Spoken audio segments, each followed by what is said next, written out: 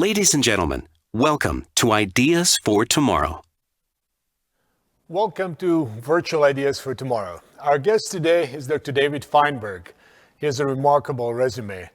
He had an outstanding career as practicing psychiatrist, and then he served as CEO of not one, but two of America's top medical systems. Now he's at the leading edge of the digital transformation of healthcare as head of Google Health. Here's a video to tell you more. The knowledge of medicine, combined with a mind for strategy and a desire to create change. Dr. David Feinberg has dedicated his entire career to caring for people's health and well-being. Now, as the head of Google Health, he is using that knowledge, strategy, and dedication to transform the healthcare landscape for billions. A lifelong learner, Dr. Feinberg earned his undergraduate degree in economics at the University of California, Berkeley. He earned his medical degree with distinction from the Chicago Medical School at Rosalind Franklin University of Medicine and Science, and his MBA from Pepperdine University in California. He is triple board certified in child and adolescent psychiatry, adult psychiatry, and addiction psychiatry. Over the course of his 21 years at UCLA, Dr. Feinberg went from treating the patients in his practice to overseeing the entire health system and its more than 1 million patients as CEO. During his 8-year tenure, Dr. Feinberg pushed to improve the UCLA hospital's quality of care, raising patient satisfaction scores from the 38th percentile to the 99th. A healer of the mind and a caretaker of the soul, an excellent medical professional, administrator, and I might say, a strategist. Dr. Feinberg's leadership style is distinct and personal, working to remain accessible to patients, and even sharing his business card and cell phone number. In 2015, he made the move to Geisinger, leading the health system that serves Pennsylvania and New Jersey. There, Dr. Feinberg enacted a program that offered refunds to dissatisfied patients. This encouraged him and the staff to learn and make changes based on patient feedback.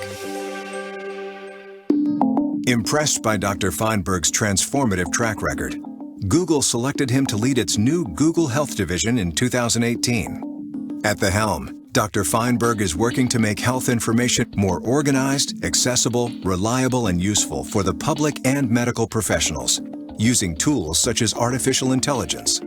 His goal is to globally expand the reach of health and wellness information and initiatives to billions of people, helping them live more life every day. Recognized nationally as a leader, Modern Healthcare named Dr. Feinberg one of the 100 most influential people in healthcare. A tireless advocate for patients, Dr. David Feinberg strives to treat people not just with medicine, but with kindness and compassion.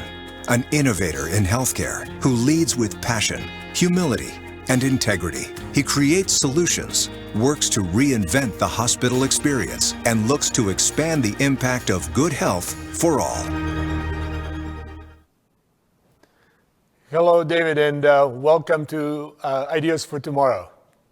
Well, thank you so much. I'm so excited to be here and flattered by that lovely video, but I could tell you it's teams of people that make those things happen. Yeah.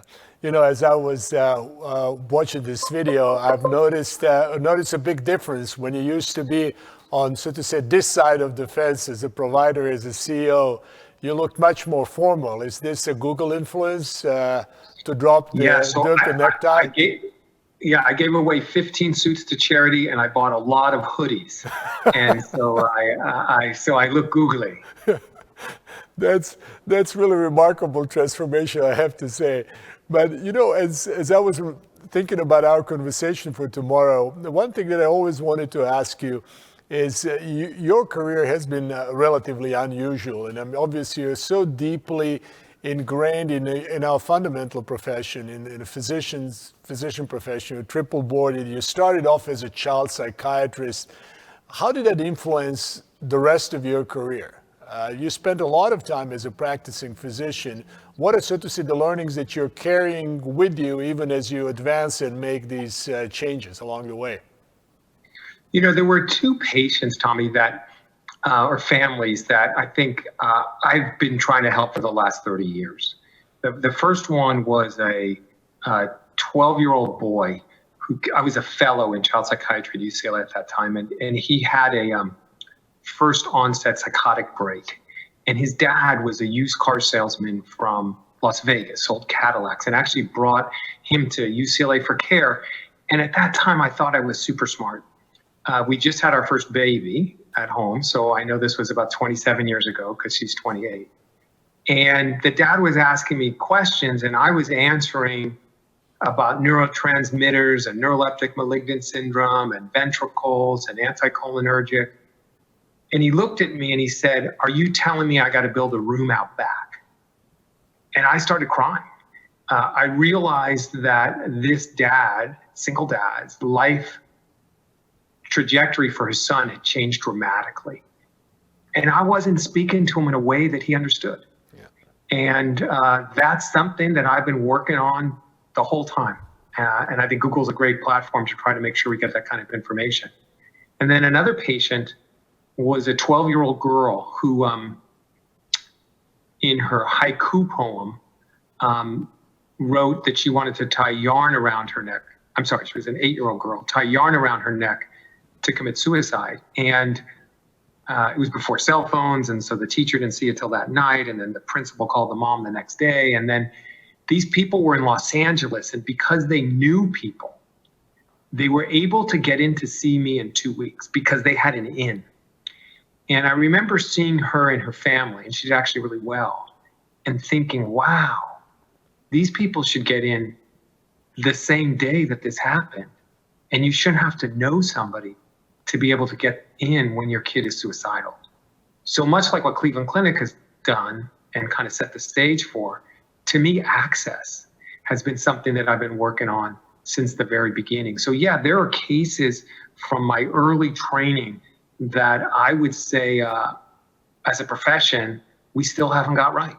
We still don't talk to people in a way they completely understand. We don't make that information easy, and we make it hard to get care, particularly child psychiatry. I like to say in child psychiatry, like if your kid has cancer, people bring food to your house.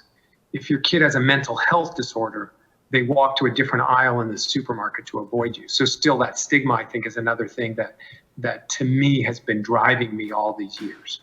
Yeah, now I would like to get back a little bit later about the stigma of that mental health still carries in our society as large.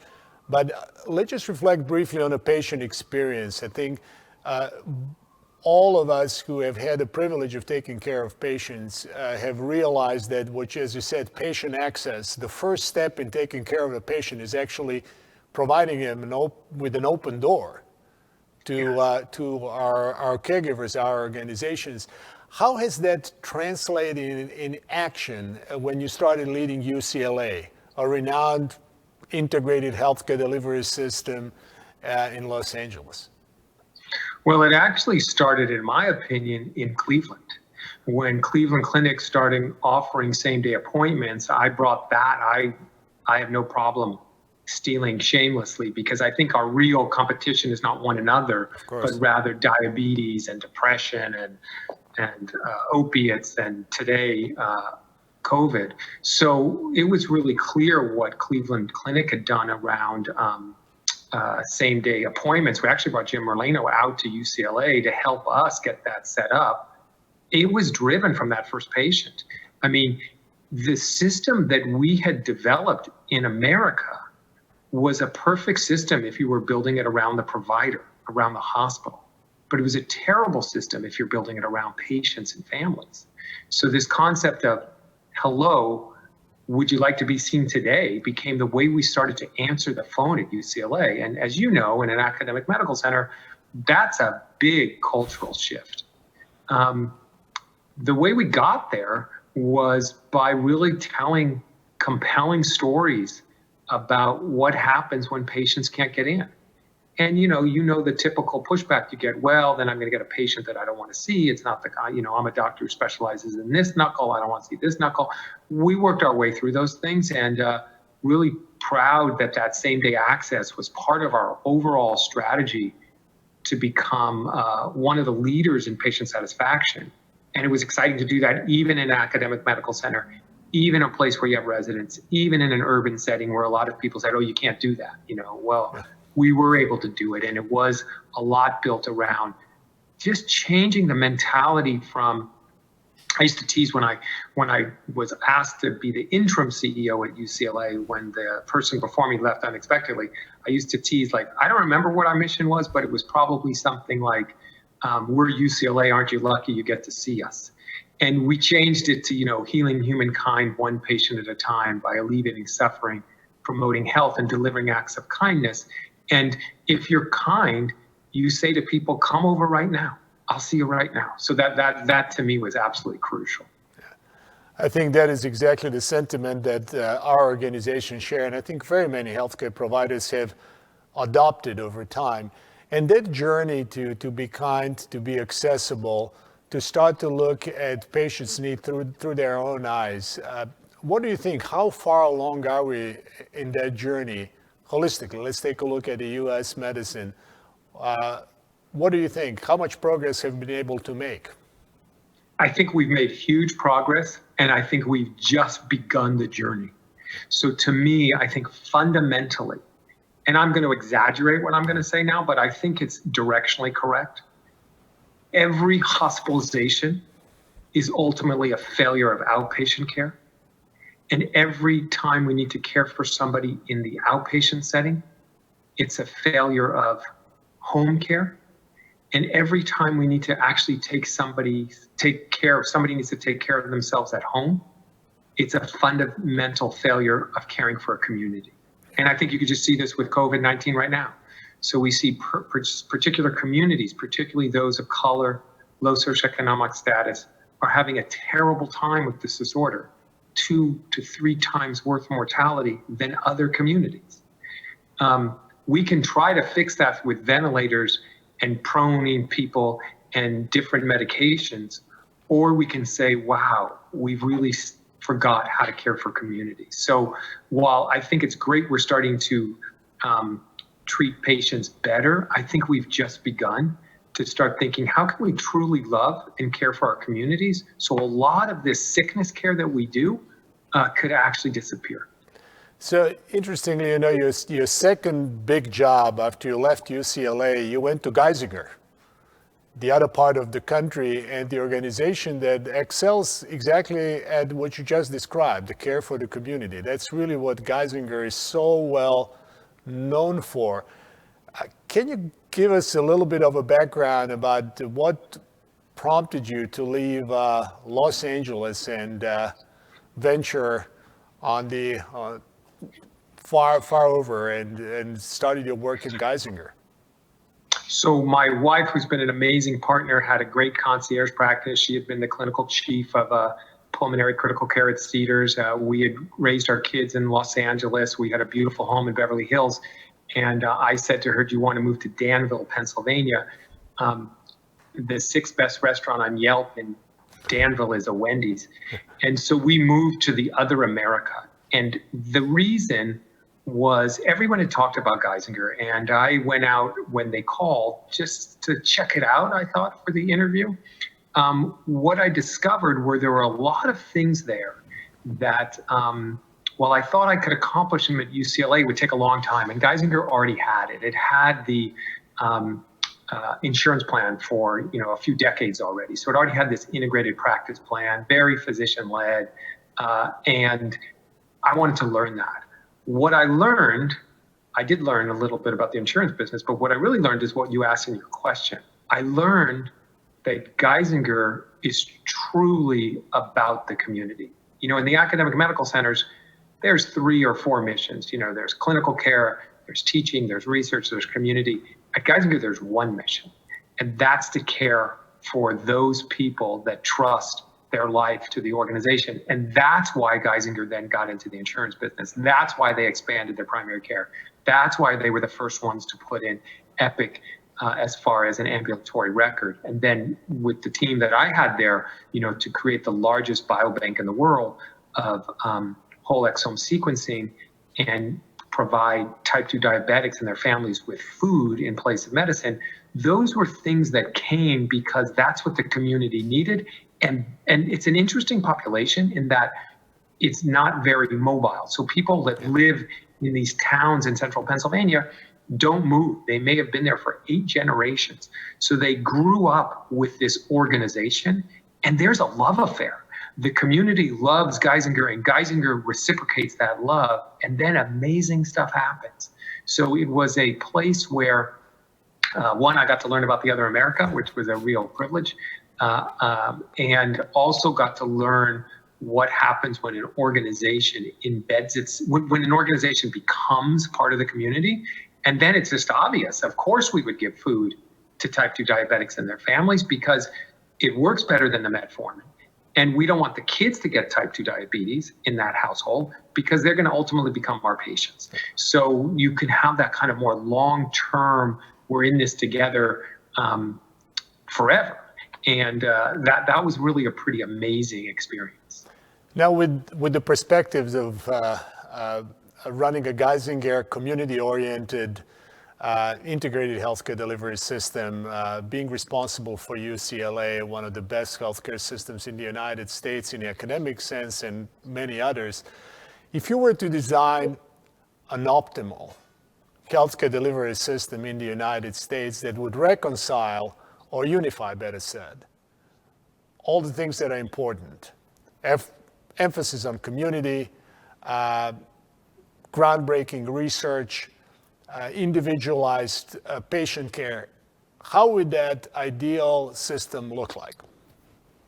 So I would design that. I love that question. I've never been asked that question. So I'm going to give you the off-the-cuff answer.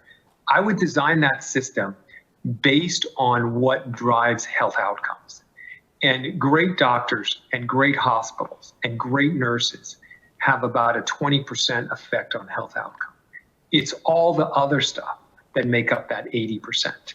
It's food insecurity, it's transportation, it's sense of purpose, it's education, it's early childhood experiences. So I would, in this system that you've asked me to design, we would spend 80% of our resources on being able to make sure that people are getting early education, that families that are at risk for early childhood adverse events like sexual abuse and physical abuse, we're intervening and preventing, to make sure that people have access to healthy, nutritious food, to make sure that transportation, to make sure that things like loneliness are addressed. That would, in my healthcare system, that would be 80% of what we're doing. And then for when bad things happen, and I would also say we'd invest in genetics, but when bad things happen, if you get an accident or you got bad genes and bad things happen, there would never be a question about coverage. Yeah. You would have access to the best healthcare that's evidence-based, that the unneeded variation is out of, and you never have to worry about how am I going to pay for this. So that kind of universality, it also would be culturally sensitive, it would be dignified, it would be caring, and very, very human. So in our steps to design what you just described, which would be a really comprehensive healthcare systems that would put an effort on very many activities that are currently not in a purview of contemporary healthcare. We would need to do much more. Many of those actions that you just described currently reside as a kind of an area for which states or federal governments are responsible for. And none of these activities are currently being neither supported nor reimbursed for, neither are healthcare organizations and providers being trained to provide those services. So if you were to think a little bit more comprehensively, the addressing social determinants of health, essentially, that's what you're referring to. 80% of health is not influenced by the quality of the hospital. It is really determined by the social determinants of health. Do you think that design of a healthcare system has to be a part of a greater societal experiment to improve the health of the nation? Or do you think that we can build that ideal system in a current environment? Well, I think we've proven that our current system has failed, right? And so if we look at infant mortality, maternal death during childbirth, particularly among people of color, if we look at life expectancy, just as you take the subway down a few stops in Chicago, how it drops 20 years based on location. We've seen the same things in Philadelphia. I think we have designed a system that has failed our communities. Now, some people get great care. Yep. It seems to be directly related to your socioeconomic status, but even in that case, there's cases where the color of your skin, even if you're educated and wealthy, still results in bad health outcomes. So I would say we have failed in making care equitable, universal, and high quality for everyone in America. Your question is then how do we do it? Somebody's got to do it. The health systems in America, many of them are such important parts of their community that I see it as a moral imperative for them to engage in doing this, and likely doing this with partnership. And that partnership could be public-private, it could be with the government, it could be with others who actually know how to do this better. But fundamentally, it's taking care of people and doing your best to avoid those costly hospitalizations that are really, in a lot of cases, end of the road care instead of care that could be prevented. So I think it's a partnership, but yes, I do think the healthcare systems in America should either lead or definitely be at the table in making this happen.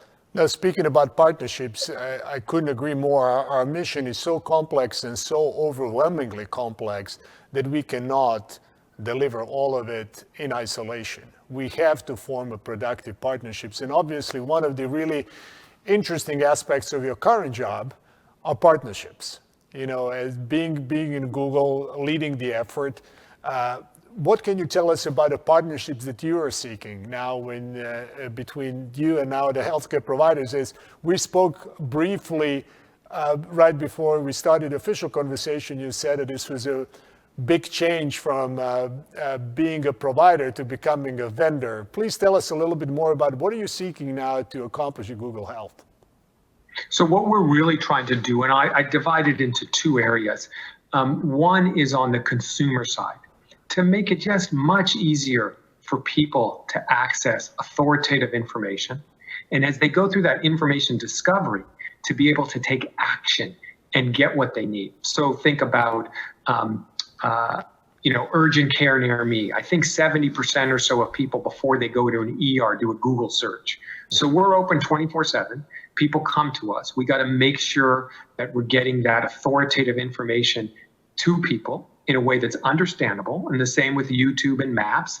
But can we tell you about virtual care options that are available? Can we tell you that if you're going to this urgent care, they're asked that you call in advance if you're having COVID symptoms because they're sending people to a different urgent care? So that type of information we think is really, really important, and continue to go down that journey so that when people have health questions, new diagnoses, want to get care, that they feel comfortable and safe coming to Google and YouTube to try to get that information. And that's hard because when you think about it, those folks who may think that vaccines are a bad idea are pretty media savvy. And they're competing with pediatricians who are handing out pamphlets, right? So we need to engage that authoritative community in creating content that is engaging and is exciting as some of those that maybe you and I would agree are not standard of care or not appropriate for patients. So that's one piece of our work. With COVID, for example, we launched the first time ever, Google launched what we called an SOS page for health. So an SOS page Google had launched previously for natural disasters, floods, et cetera. This was for COVID. So when you came to Google, the entire page is taken over, authoritative information, no advertisements. It's then personalized for both local, regional, national, international, so you could get the information that you want. And we saw amazing amounts of volume of people coming to Google asking those questions. So we got to get that right, and I don't think that ever ends. The other thing that we're doing is trying to really help caregivers become superhuman. So what can we do with our technology that would allow frontline docs and nurses to provide better care? I think one example that brings this home is with our partnership with the National Health System in Britain, we developed an app.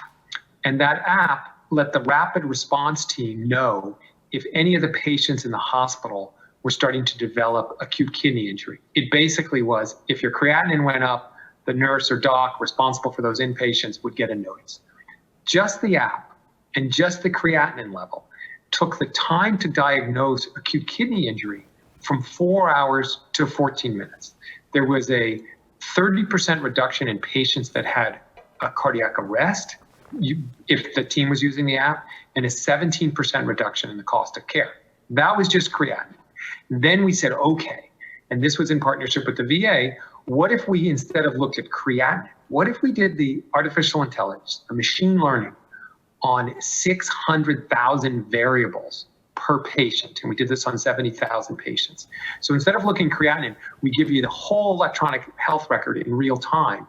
The ability to now diagnose acute kidney injury went not from 4 hours to 14 minutes, it went to negative 48 hours. So 2 hours before any clinical signs or symptoms develop, the team is being told this patient with a 90% accuracy is going to end up in dialysis in 2 days.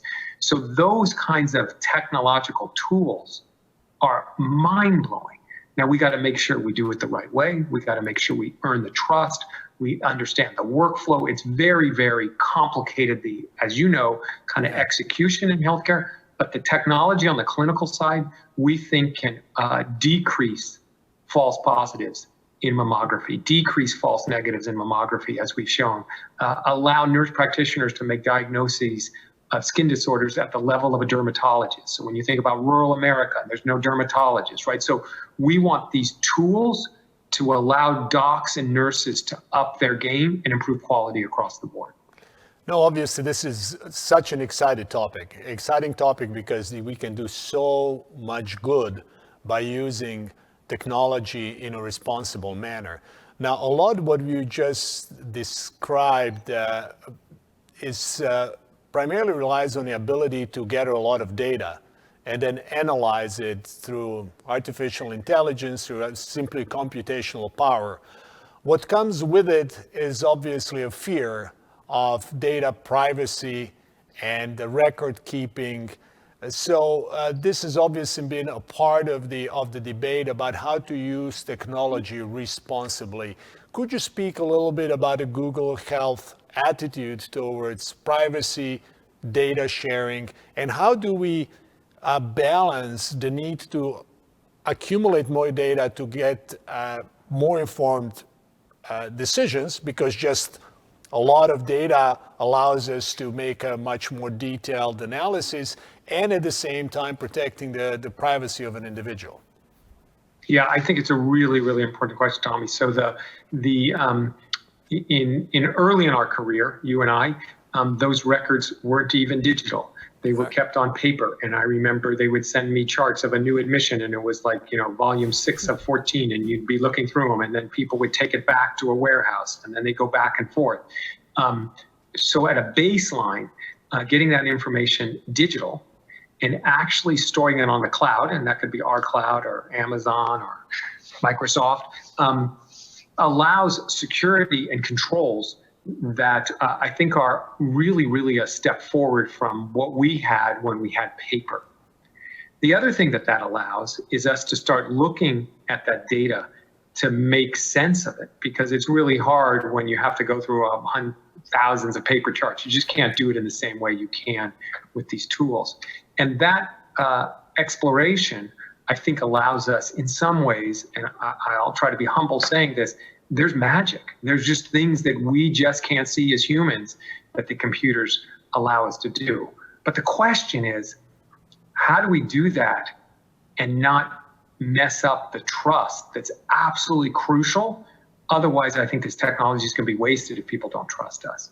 So in our case, we follow the industry standards of HIPAA. Now, there could be some that say HIPAA needs to be updated because the world has changed from a technological standpoint. But from a HIPAA standpoint, most of what we do doesn't require us to see identified data. So from de-identified data sets, we can really still train our computers on incredible things around diagnostic accuracy, computer vision, medication errors, et cetera. Some of what we do, and in particular, when we're working to help organize a record so that all the parts of the patient's record are searchable for that doctor or that nurse, sometimes requires elbow support, because the docs love our demos, but that's on synthetic data. Then they say, well, we want to see it on our patients. So if they're going to see it on our patients, and anyone on my team is made up of doctors and engineers and nurses and product folks, if they're going to be exposed to any personal health information, they follow the same procedures as any company that would have a business associates agreement with any healthcare provider saying, here are the people that would be seeing the information, they've had the appropriate training, and the only thing that we're allowed to do with that information is what you've brought us in to do with that information. And so in our case, we've been asked to come in and help organize the information. That means the only thing we can do is organize the information. That also means we can't use it for anything else. We can't use it to train our models. We can't use it to sell ads. We can't use it to combine it with anything. The only thing we've done is bring in Google technology. That's pretty amazing when you think of search, and bring that technology in to allow that doctor and nurse to say, oh, did you have a colonoscopy? Oh, I found it. Oh, something got faxed in. Oh, I got that information. Oh, when I'm typing anticoagulation in the search bar, I would like to know your Coumadin levels. And boom, it just pops up. Now, we know in the electronic health records now, those things could be hard to find. So our Google search technology handed over to doctors and nurses on your records allows them to make these amazing findings. And I mean, our goal is so they can spend more time with the patient. Yes, that does mean occasionally we'll be exposed to personal health information, and we follow all the typical standard procedures. But we're getting pretty good at doing it with all de-identified data, almost in all cases. Yeah. I think this is obviously a wonderful opportunity, great responsibility for the organizations like Google Health. All of us here share that responsibility, but this is definitely the way of the future. But you and I spoke a lot about the fact that healthcare outcomes are determined to the largest extent by socioeconomic status, by race as well, sadly so. But when we speak about all these technological advancements that we can offer in information technology, one of the really important features of it is that in order for that to be effective, one has to have an access to digital tools, to broadband. People have to be digitally literate. How are we making sure, how are we thinking about unleashing this potential that technology offers equally across the country so that it can also touch the people who are most underprivileged and therefore adversely affected by everything that happens around them, including their health? Yeah, so at Google, our goal is to help organize the world's information. I would say in our case, help organize the world's health information and make it universally accessible and useful to everyone. And so if it's everyone, that means even folks that don't have a new smartphone, right? So how do we do that? Let me give you a couple examples. So we've done some amazing work around diabetic retinopathy screening, where we can take a look in the back of your eye and stage your diabetic retinopathy at levels as good or slightly better than eye specialists, retina specialists. We've launched that program in Thailand and India, where these folks were not getting screened. And by us screening them and then partnering with delivery systems that can actually, for those that screen positive, do the appropriate intervention, we think we have saved a lot of people's sight, the number one cause of preventable blindness. So we're going to places where we think our tools can really help us expand those kinds of capabilities.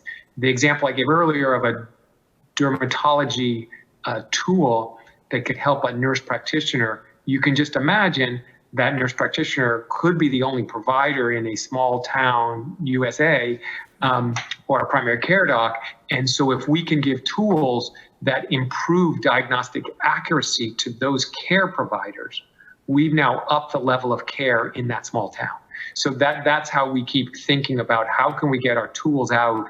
So, you know what? I want everyone to get Cleveland Clinic care, but Cleveland Clinic can't be everywhere. So we're trying to get those tools to other folks to make sure they're getting the right level of care.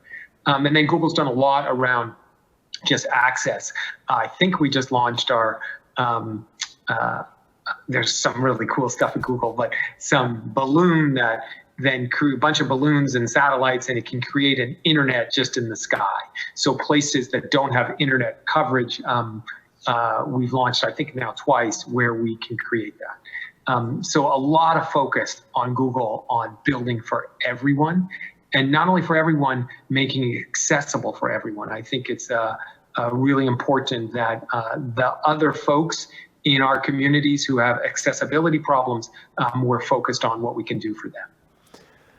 Now, obviously, now in your position, you can affect so many people in a wonderful way, but yet this challenge that recently came upon us of COVID-19 pandemic, but all of us collectively are getting together in order to try to find a cure, to try to find the best and the most effective way to prevent illness, to control it, to keep people safe. Could you just tell us a little bit about what has Google done during COVID pandemic? I mean, you've mentioned something about a website and so to say, a fact finding about COVID-19. But there's one aspect of COVID-19 pandemic that I would really like to ask you to voice your opinion on, and that is the effect of the pandemic on mental health. We speak a lot about the unfortunate outcomes. Very many people have died, lost their lives, or spent a lot of time in a hospital. Very few people speak about the mental health and the effect that the pandemic has on mental health. Yeah, so when the pandemic first happened, we launched on our Google homepage. It was called Do the Five.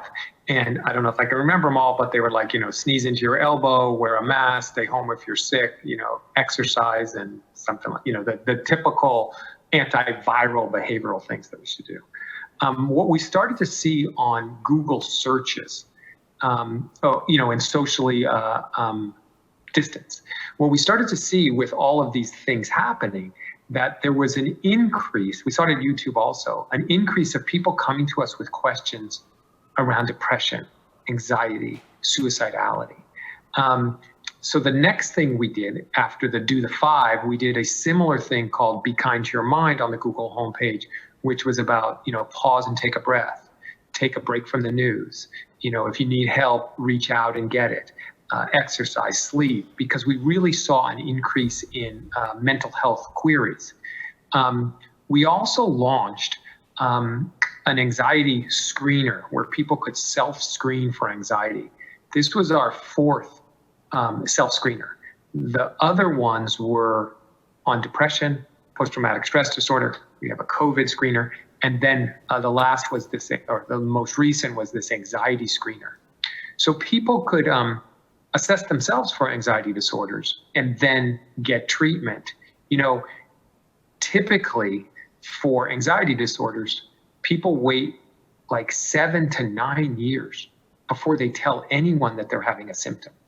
So they suffer in silence. Well, I think we've done well from a stigma standpoint at a population level.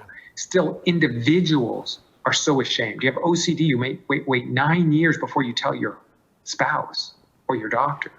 So, but they're coming to Google.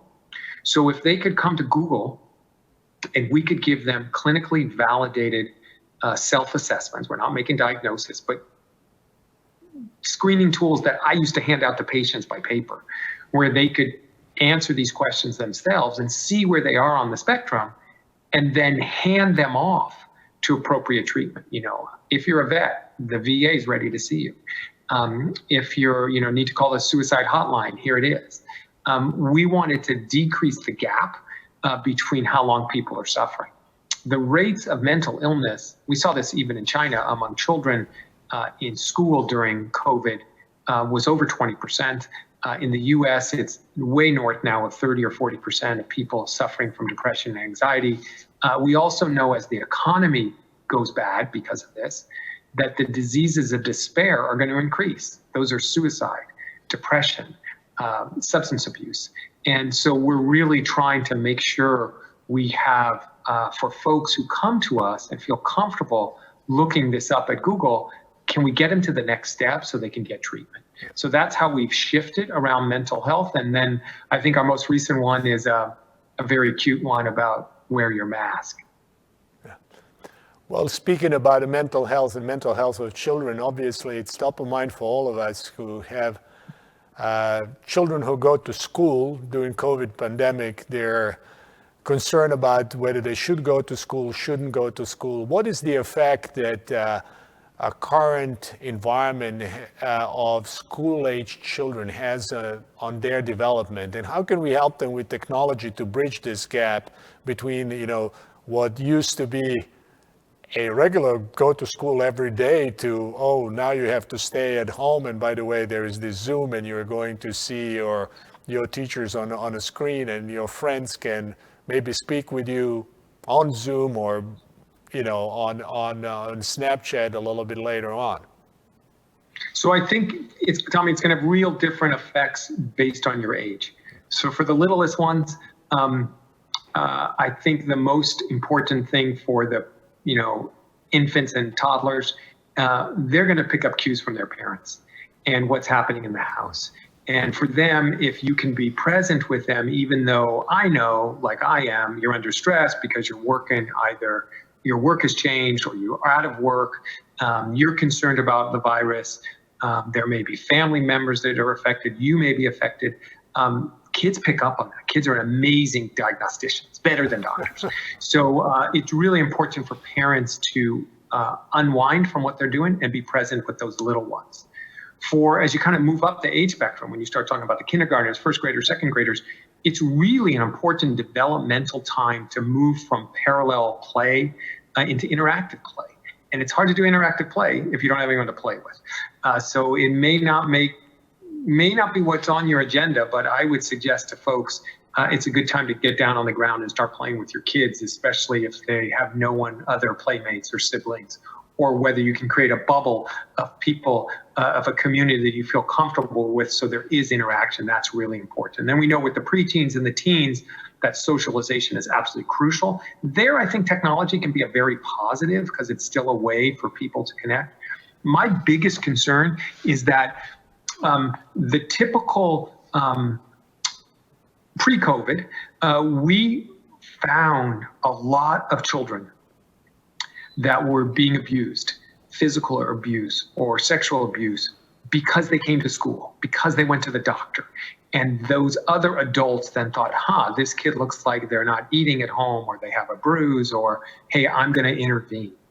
That's all being missed now. And not only is it being missed, many of those families that are at high risk for that type of behavior are under even more stress. They might have lost a job. Staying at home can increase substance abuse and alcoholism. So there's a whole group of kids out there that may have got fed at school, may have been their only good meals, right? So how are we going to capture those kids and make sure that as a community, as a civilization, as a nation, that we are going to keep them safe? So that's one that I think we really need to think about. Can I check with my neighbors? How can I safely, from a medical standpoint, take care of the kids that are so important? Well, David, thank you very much. I would just like to now, we could speak for a really, really long time, but I'd like to turn to our audience for some of the questions that they've asked ahead of time. And one of them is, what do you see as the biggest healthcare problem that Google is trying to solve? You spoke about many different initiatives. What is kind of the biggest one that comes to mind? I believe now that our technology could add billions of years of life to the world. I think we could improve life expectancy. We can improve the quality of life. the adjusted quality of life years in a fundamental way. I think we can let everybody, in essence, live more life, live a better life.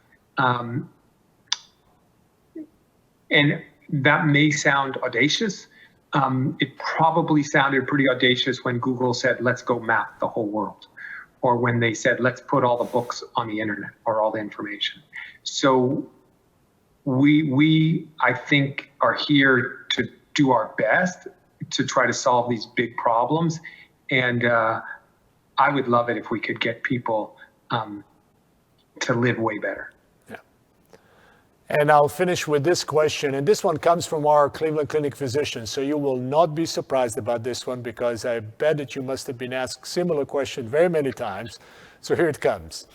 How can we leverage the data in Google and the electronic medical record to take better care of patients? So that's exactly what we're trying to do. So from the Google standpoint, I think we can use our understanding in an anonymized ways of communities to understand where COVID's coming next and predicting flu like we've demonstrated before. On the clinical side, I don't think it's about any of that consumer data. I think on the clinical side, it's about the Google technology and getting that in the hands of your doctors. And if your doctor opened the electronic health record tomorrow, and I was the patient, and they wrote 58, and the record auto-completed 58-year-old white male sitting in the ER complaining of chest pain, because that was me. And they came up with that chief complainer identifying data because Google search technology was looking at all my records for your doctor and helping them do their work, so they could then actually sit with me and go, hey, Dave, you may be having a heart attack, instead of being a data clerk. So we think we can really make sure that we bring those tools into healthcare so that your doctors and your nurses can get back to healing and get away from coding and data entry. That's what we're trying to do on the clinical side. Well, Dave, thank you very much for your fascinating insights. I'm so happy to see you in your new working environment. It's certainly an exciting one with a phenomenal transformational potential. And I look forward for many future conversations and collaborations in hopefully. Well, thank you so much. I'm a huge fan of you, of Cleveland Clinic. And I got to tell you this, I remember the first time I was invited to Cleveland Clinic, I was so excited to see it. And although I'm not there physically today, I feel there, and I have that same excitement. Well, thanks again. And thank you. You're welcome. So, in our audience, please do not miss our next Virtual Ideas for tomorrow on August 18th. Our guest will be the Oscar-winning producer, Brian Grazer. On September 2nd, we'll talk with Judy Faulkner, CEO and founder of Epic Systems. And then on September 21st, we'll welcome Tim Brown, Executive Chair of the innovative design company IDEO. Enjoy the rest of your week and stay healthy. Thank you.